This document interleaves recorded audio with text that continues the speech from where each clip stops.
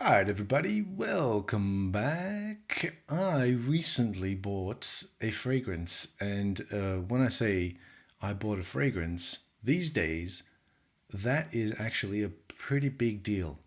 This year, I have bought less fragrances than probably in the last 7 or 8 years, and by less, I mean quite a lot less. And that is because my wear action is almost complete. I've got pretty much everything that I could think of that I would want to smell like is in there, and I wear them all. And if I had more, I guess I would wear them less, and I would be wearing something. But anyway, whatever it is, it has to be something special, and I will talk about that fragrance, but not in this video. I will talk about that fragrance because it is the thing that I'm reaching for a lot recently, and it's so good. But I can't talk about it right now because right now I'm going to talk about the other fragrances that the person who sent me this sent with them that I have not smelled, and you'd be surprised that I have not smelled one of these fragrances because it is a staple for some people and a favorite for some people, and they love this stuff, and I have heard so much about it, so I have high expectations for this fragrance. And then there's another one that I haven't heard of. So the one that I'm talking about that I have heard of is this. This is Cedrat Boise by Intense Cedrat Boise, right? By Montal. Is it by Montal? No, it's by Mancera. See, this is how much I know about this. Montal and Mancera I have zero of, and I've smelled some of them, and I have no interest in any of them. Bottles are cool. The Montal ones, anyway. The Mancera ones, just the straight up bottles. But this is Cedrat Boise Intense, and I'm going to try it out. The other one that I have is by Nobile 1942. Nobile 1942, and it is called Malus, right? And that's a V, but that's Latin for you, I guess. So yes. So first of all, let's try the Cedrat Boise Intense. This fragrance has a 4.31 out of 5 rating from almost 3,500 votes on Fragrantica, and it was released in 2021. I guess it's a flanker to the original Cedrat Boise, which was very popular, and I forget why. Woody citrus, 4.12. From 12,000 votes. 2011 it was released, and it has lemon bergamot, fruity notes, cedar, leather. Okay, what's it supposed to smell like? Aventus, that's right. Oh my god. That's the one. Okay, so Aventus-ish kind of fragrance, right? You know, for all the people that dance around the Aventus question, the only answer to that question is Aventus. Just bite the bullet and get it. You won't get a dupe that is anywhere close to the magic of Aventus. I've totally changed my tune on this, by the way. Well, not really, no. I always liked Aventus, and that's why I went through so many bottles of, what's it called? Club de Nuit Intense by Armaf. Because I loved at the time the smoky elements of Aventus, which I wasn't getting in the newer batches back then. But as time went by, I thought, you know what, I'm just going to get back into Aventus, and I started picking up bottles again. And I'd pretty much gotten over that whole really smoky, birchy sort of phase. And now I'm back into it, and I love it. And many bottles later, I'm still into Aventus. I still like it. And some people say, man, is Unc still talking about a fragrance that came out 15 years ago? Yes, he is, young buck. You might learn something. Anyway, let's try Cedrat Boise Intense, because that is what we're here to try. Sicilian citruses up top, blackcurrant and spices. So I'm going to chuck this on here like that, and It's got, oh, okay, that does kind of smell like that. Blackcurrant is really giving me the vibes. Some spices, some leather, but it's really citrus. Really one of those really in your face sort of citruses. What is that?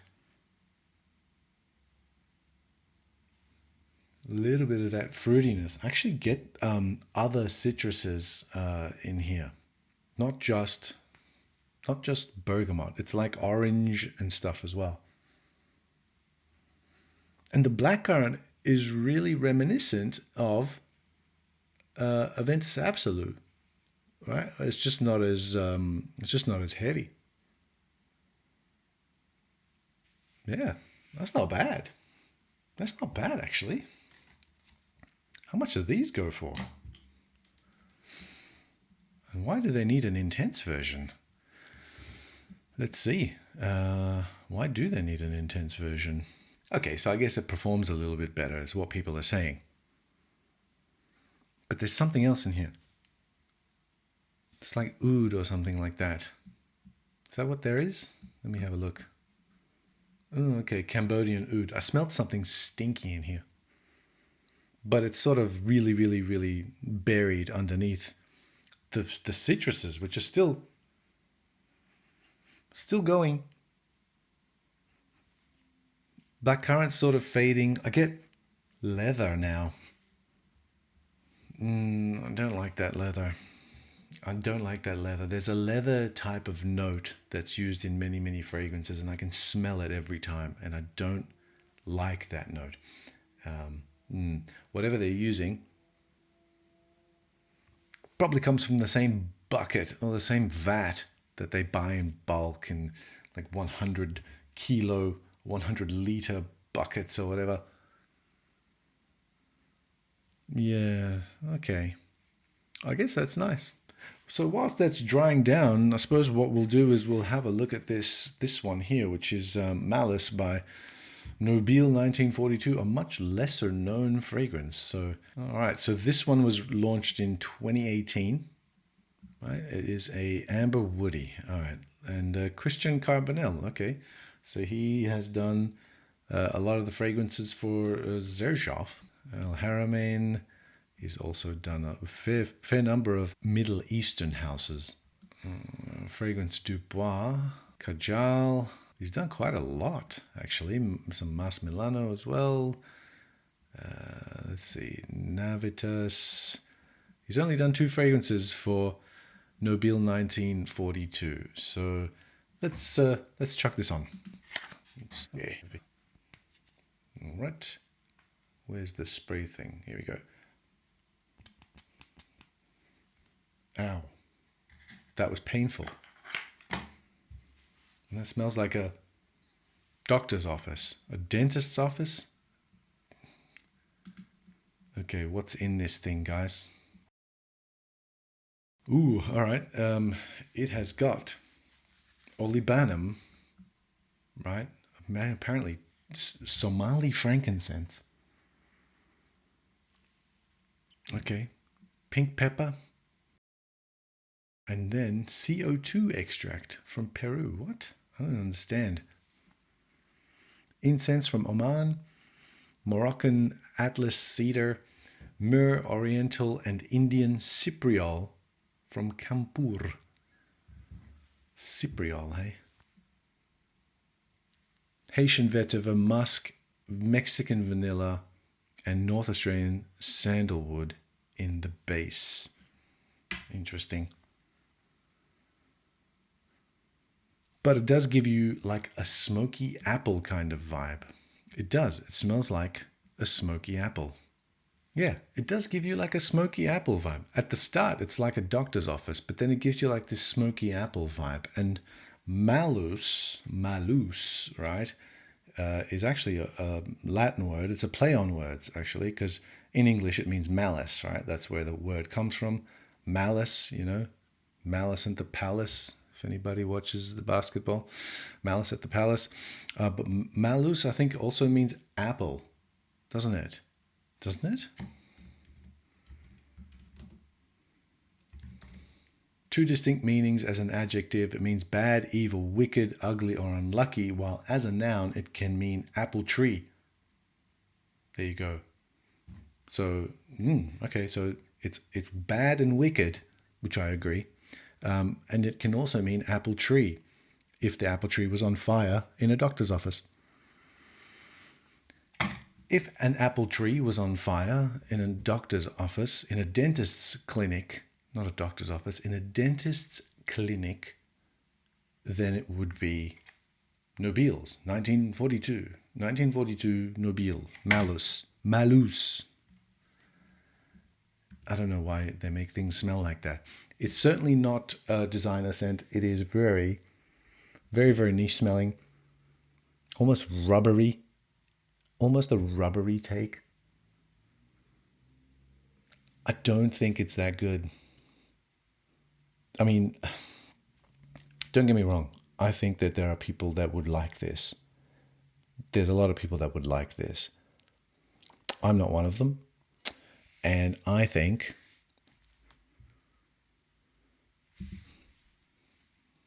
it has a time and place. The time and the place is at a private screening at a museum in Florence, where you have to knock on a door and they open it up, they look at you, and then they open the door, say, "What do you want?" I go, I'm here for the private screening for the museum. And they say, "Sure, but you'll have to join our club." And then they make you write your name and details in a book, and they give you a card, and then they let you in to a room that is arched, has an arched ceiling with tiles that depict old Florentine life. And there's a cocktail bar, and the drinks are cheap, and they're good, and you can smoke there. And there's a TV, but it's black and white. And that is the waiting room for the museum and the private screening. But then you think it is, but you are the exhibit in the museum. That's the occasion where you would wear this. I don't think it's an everyday thing. Not for me, anyway. Back to the Cedrat Boise. The citrus is still there, and it should go away by now. And I just don't like the fact that it's hanging around this long, and it's this sharp for this long. You know, by this time, very, very sharp citruses, like window cleaner type of citruses, like lemon pledge kind of things. I don't even know what the fuck lemon pledge is, but that kind of stuff, that should sort of take its place in the background a little bit now and sort of weaken to let the mids and the bass notes sort of come to the front. But for this, I feel like it hasn't done that. I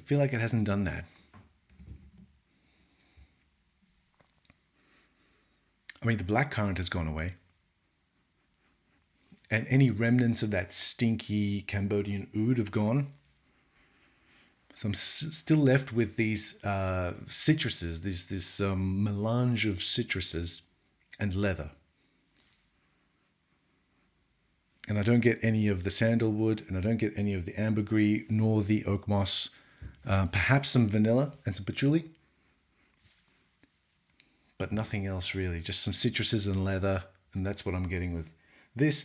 Very simple. I think it's well executed. I think it has its place. Yeah, I think it's a very wearable fragrance as well. In many occasions, I think you can wear it to the office easily. You can wear it out all day. You can wear it out at night. So they've done well in the practicality department.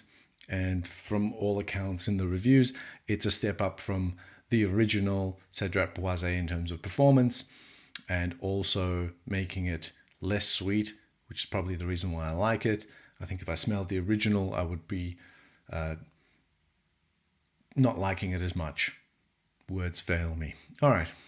So then I might take one very well-known fragrance for the first time I'm trying, and I actually thought that I wouldn't like it, even though I said I had high hopes for it. I just thought I have high hopes for it, and then I'll get to shoot it down, and that'll be fun. But I didn't need to shoot it down because it's actually a really good fragrance. I think I like it. I think I wouldn't wear it though. It's just not my thing. But I'm sure I'll definitely recognize it if I smell it on a lot of people walking around, because it seems to be quite popular. And the other one, which was Malus by Nobile 1942, the burnt apple tree or the smoky apple tree inside of a dentist's clinic. It's kind of getting better, actually. You know why? Because the myrrh is in there, and I like myrrh, but it's still not a thing that I would. Yeah, I don't know. If you can try it out, then try it out. I definitely recommend not blind buying the Malus, but the Cedrat Boise, that's a very easy wear, so that's okay. In my opinion, of course. Yeah, that's it. That's the two samples that I got with the bottle that I bought, and the bottle that I bought is coming up in a video about what I'm wearing most this summer, because we're in summer right now here where I live, and getting ahead of my folks who watch from the Northern Hemisphere who are in winter.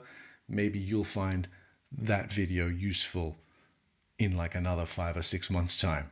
So I'm preparing you. So consider that and keep a lookout for that. And keep a lookout for my upcoming special. No? Okay. And as always, thanks for watching.